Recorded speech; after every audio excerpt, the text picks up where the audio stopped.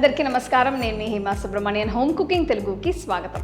ఇవాళ ఒక మంచి డెజర్ట్ రెసిపీ మనం చూడబోతున్నాం. ఇది చాక్లెట్ షేక్ సండే.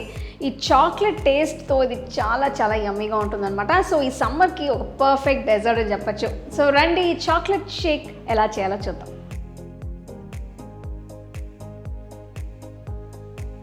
ముందుగా గనాష్ చేయడం కోసం ఒక సాస్ ప్యాన్లో నేను అరకప్ ఫ్రెష్ క్రీమ్ని వేస్తున్నాను. పొయ్యిని పూర్తిగా లో ఫ్లేమ్లోనే ఉంచాలి, లేకపోతే క్రీమ్ త్వరగా మాడిపోతుంది. ఇందులో నేను 200 గ్రాములు సెమీ స్వీట్ డార్క్ చాక్లెట్ని వేస్తున్నాను. చాక్లెట్ పూర్తిగా కరిగేంత వరకు ఇలా మధ్యలో కలుపుతూ ఉండాలి. చాక్లెట్ వేసిన తర్వాత కూడా పొయ్యిని లో ఫ్లేమ్లోనే ఉంచాలి. నేను ఇందులో ఉండలు లేకుండా చేయడం కోసం ఒక విస్క్తో ఈ మిశ్రమాన్ని కలుపుతున్నాను. ఇలా అయితే మొత్తం ఈవెన్గా కలుస్తుంది. చూస్తున్నారు కదా, చాక్లెట్ మొత్తం కరిగిపోయింది. ఇప్పుడు పొయ్యి కట్టేసి దీన్ని పక్కన పెట్టుకోవచ్చు. నెక్స్ట్ చాక్లెట్ మిల్క్ షేక్ తయారు చేయడం కోసం ఒక బ్లెండర్లో 1 కప్ చిక్కటి పాలు అంటే ఫుల్ ఫ్యాట్ మిల్క్ని పోస్తున్నాను. ఇందులో తయారు చేసి పెట్టుకున్న చాక్లెట్ గనాష్ని కూడా యాడ్ చేయాలి. ఈ రెండింటిని కలిపి ఇప్పుడు బ్లెండ్ చేస్తున్నాను.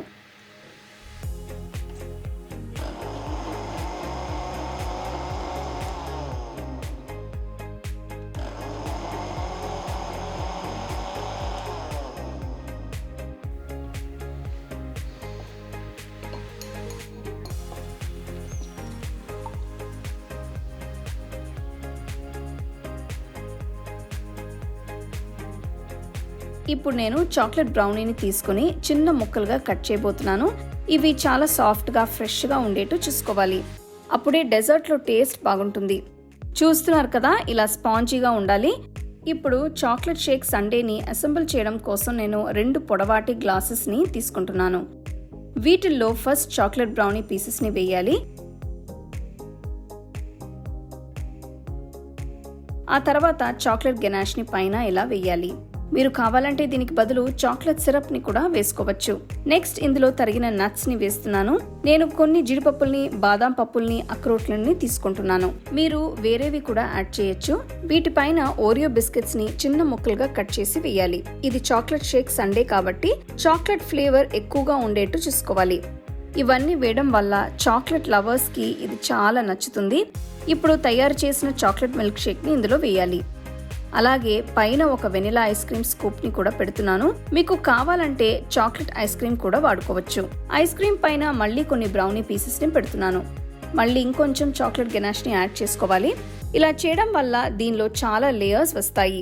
టేస్ట్ కూడా ఎన్హాన్స్ అవుతుంది. దీనిపైన ఇంకొన్ని తరిగిన నట్స్ ని వేస్తున్నాను. వీటిపైన ఒక ఐస్ క్రీమ్ స్కూప్ ని జాగ్రత్తగా పెడుతున్నాను. మీరు చాక్లెట్ అయినా వెనిలా అయినా మీ టేస్ట్కి తగ్గట్టు వేసుకోవచ్చు.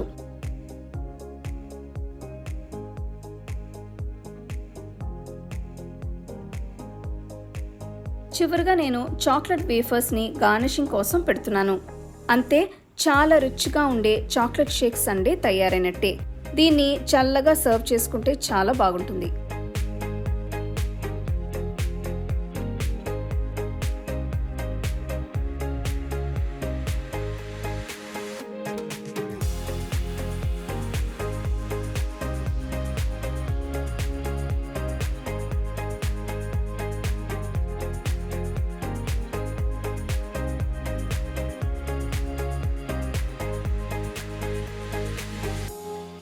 వావ్, ఆ చాక్లెట్ షేక్ సండే ఎంత రుచిగా, ఎంత యమ్మీగా ఉందో కదా. చాక్లెట్ లవర్స్కి ఒక మంచి డిలైట్ అని చెప్పచ్చు.